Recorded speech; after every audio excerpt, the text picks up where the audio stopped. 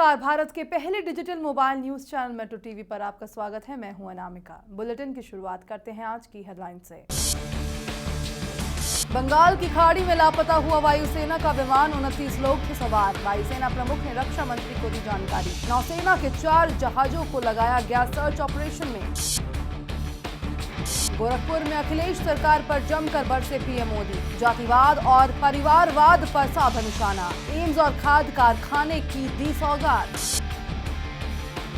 नवजीवन अखबार मामले में हरियाणा के पूर्व मुख्यमंत्री हुड्डा के खिलाफ मामला दर्ज। ईडी ने मनी लॉन्ड्रिंग एक्ट का दर्ज किया मामला। कांग्रेस कोषाध्यक्ष मोतीलाल वोरा भी जांच के घेरे में। लोकसभा अध्यक्ष सुमित्रा महाजन ने सांसद भगवंत मान की ली क्लास। कहा, वीडियो बनाने का मामला गंभीर, कार्रवाई आवश्यक। साथ ही सांसद ने शराब पीकर संसद आने का लगाया आरोप। और डोनाल्ड ट्रंप ने अमेरिका फर्स्ट का किया वादा। आईएसआईएस को हराने का लिया संकल्प। अमेरिका राष्ट्रपति चुनावों में रिपब्लिकन उम्मीदवारी औपचारिक तौर पर किया स्वीकार। उत्तर प्रदेश में चुनाव के पहले पीएम मोदी शुक्रवार को पूर्वांचल को बड़ी सौगात दी है। उन्होंने गोरखपुर में अखिल भारतीय आयुर्विज्ञान संस्थान की आधारशिला रखी। वहीं अब वे रैली को संबोधित किया। अपने संबोधन में प्रधानमंत्री ने यूपी सरकार पर जमकर निशाना साधा। उन्होंने कहा कि परिवारवाद से राज्य का भला नहीं होने वाला है। उन्होंने कहा कि जातिवाद का जहर फैलाना बंद कीजिए। पीएम मोदी ने कहा, लखनऊ को दौड़ाने वाली सरकार चाहिए, क्योंकि मैं तो सीढ़ियां भी तेजी से चढ़ता हूं। प्रधानमंत्री ने वाराणसी से उन्हें सांसद चुनने के लिए यूपी की जनता का धन्यवाद किया। मोदी ने कहा, यूपी की जनता का बहुत बहुत धन्यवाद। पीएम मोदी ने कहा कि पूरब और पश्चिम देश के विकास के 2 पहिए हैं। यहाँ किसानों के साथ अन्याय हुआ है, हम ऐसा नहीं होने देंगे। उन्होंने कहा, हम बंद पड़े कारखानों को फिर से शुरू करेंगे। आप इतनी संख्या में यहाँ आइले से हमारा मन गदगद हो गए। लोकसभा चुनाव के समय यही बगलिए में मानबेला का सभा ऐतिहासिक रयूल आज रउबा सब आपन पहल के रिकॉर्डवा तोड़ दीजिए।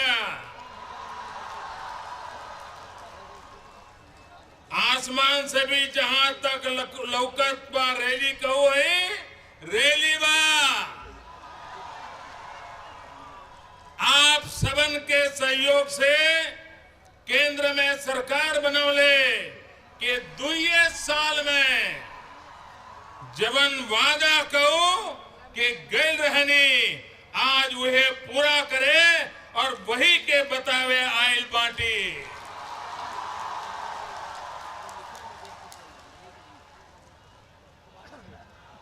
मैं सबसे पहले आप सबका अभिनंदन करना चाहता हूं। अगर कोई कहता है कि 26 साल से बंद पड़ा हुआ कारखाना मेरे कारण हुआ, मोदी के कारण हुआ, तो ये बात गलत है। ये 26 साल के बाद ये कारखाना फिर शुरू होना है। अगर उसका क्रेडिट, उसका पूरा यश अगर किसी को जाता है तो आप सब जनता जनार्दन को जाता है। अगर आपने मुझे उत्तर प्रदेश से चुन करके न भेजा होता, अगर आपने उत्तर प्रदेश में एक तरफा भारतीय जनता पार्टी और साथियों को न जिताया होता, तो ये 26 साल वाला काम अभी भी लटका पड़ा हुआ होता।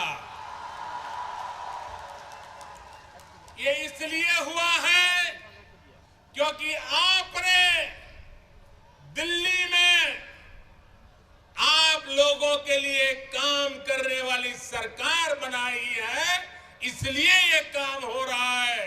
अगर आप अपने हितों को ध्यान में रख करके सरकार चुनते हैं तो सरकार भी आपके लिए काम करने के लिए दौड़ती है। मुझे आपको इस बात के लिए भी अभिनंदन करना है, पूरे उत्तर प्रदेश में अगर आपने ऐसा हमें बल न दिया होता तो हिंदुस्तान में 30 साल के बाद जो मजबूत और स्थिर सरकार बनी है वो कभी नहीं बन पाती। इसलिए मैं आपका और उत्तर प्रदेश का हृदय से आभार व्यक्त करता हूं। आपका तीसरा अभिनंदन मुझे करना है, खास करके पूर्वी उत्तर प्रदेश के लोगों का।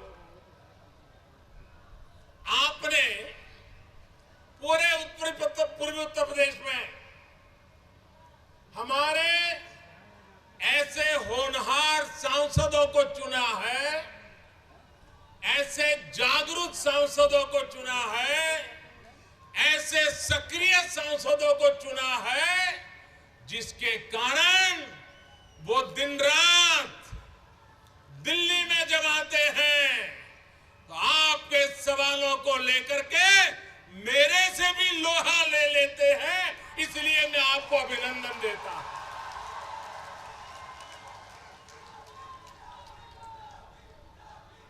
और लोग मुझे पूछते हैं कि मोदी जी आप सोते कब हो?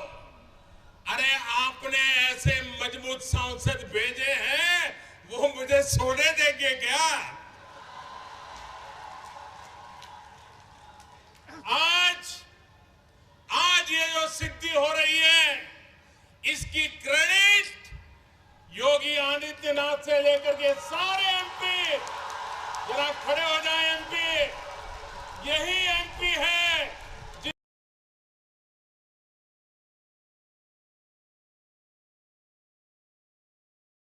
मैं उनका अभिनंदन करता हूं, उनका सम्मान करता हूं।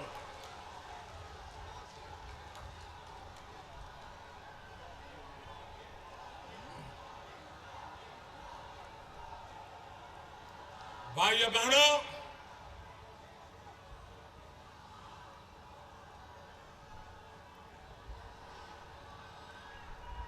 मेरा प्रारंभ से मत रहा है कि अगर भारत का विकास करना है तो दो पहियों पर ये विकास का रथ हमको चलाना पड़ेगा।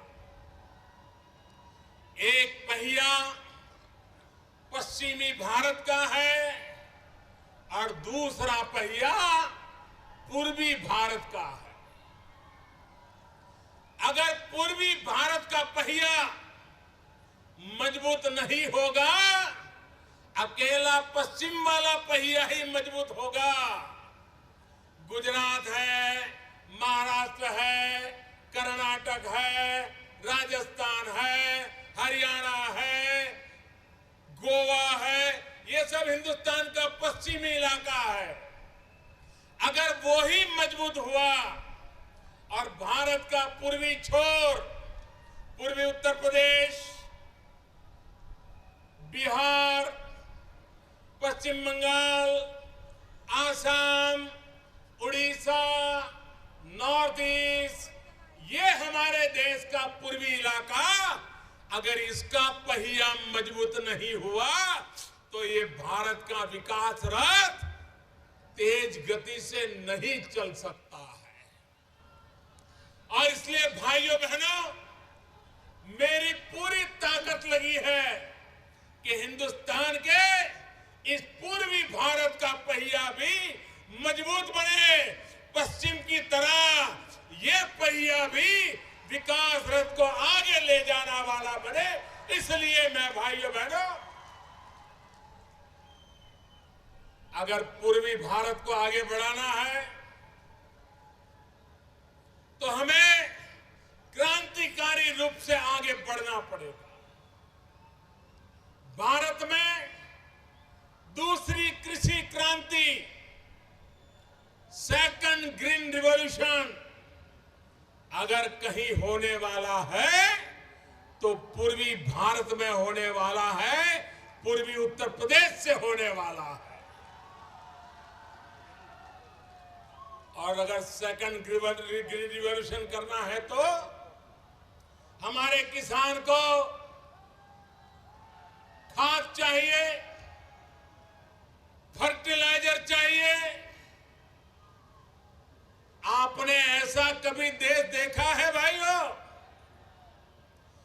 कि घर में तो फर्टिलाइजर के कारखाने बंद पड़े हो, नौजवान बेरोजगार बैठे हो, इलाके का विकास अटक गया हो, और दिल्ली में बैठी हुई सरकार विदेशों से उर्वरक मंगाते रहे, विदेशों से फर्टिलाइजर मंगवाते रहे।